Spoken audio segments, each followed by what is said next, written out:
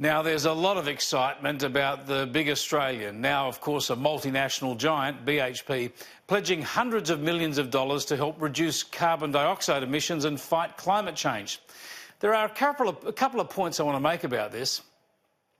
One is that it's kind of amusing watching major companies that have made tens of billions of dollars, in fact hundreds of billions of dollars out of mining and burning coal and other hydrocarbons, suddenly trying to convince everyone that they are clean and green. For instance, they run those ads showing how their copper is crucial for making electric cars and wind turbines, but they don't show us how much energy they need to refine copper and how it tends to come from coal or gas-fired generation.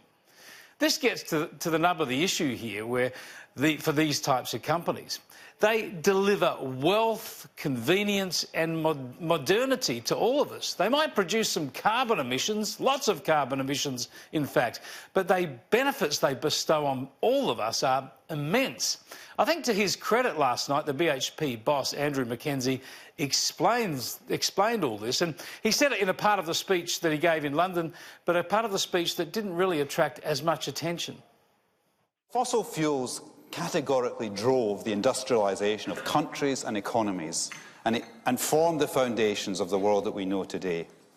And so I say to you that none of us, not companies, governments, nor NGOs, should ever forget that at the very heart of resource utilisation lies the aspiration of people to improve their lives. Spot on. Now, BHP is doing a lot to reduce emissions. And before people get carried away, to my mind, there are three reasons they and other large corporations are doing this.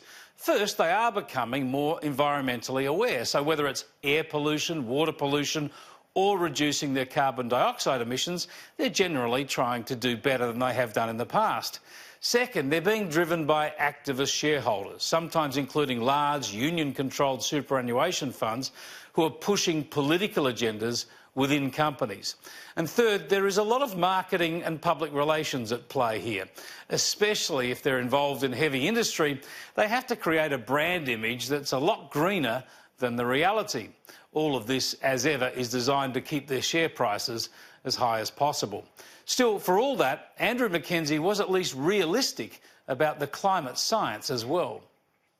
Earlier I said I believe, like most scientists, that global warming will tend towards the upper end of forecasts.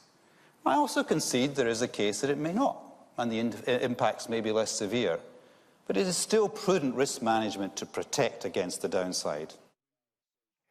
This is such an important point. Even those people who are climate alarmist in their outlook, even those activists and scientists who are ringing the global warming bell, have to admit that we don't yet really know what the climate will do. The models have not been correct. We are not seeing the predicted global warming yet, and any action we take now is more about insurance rather than remedial action. That kind of takes the urgency out of it, doesn't it? Especially when we all know there is a powerful and reliable form of emissions-free energy available whenever we decide we need to switch strongly to nuclear power.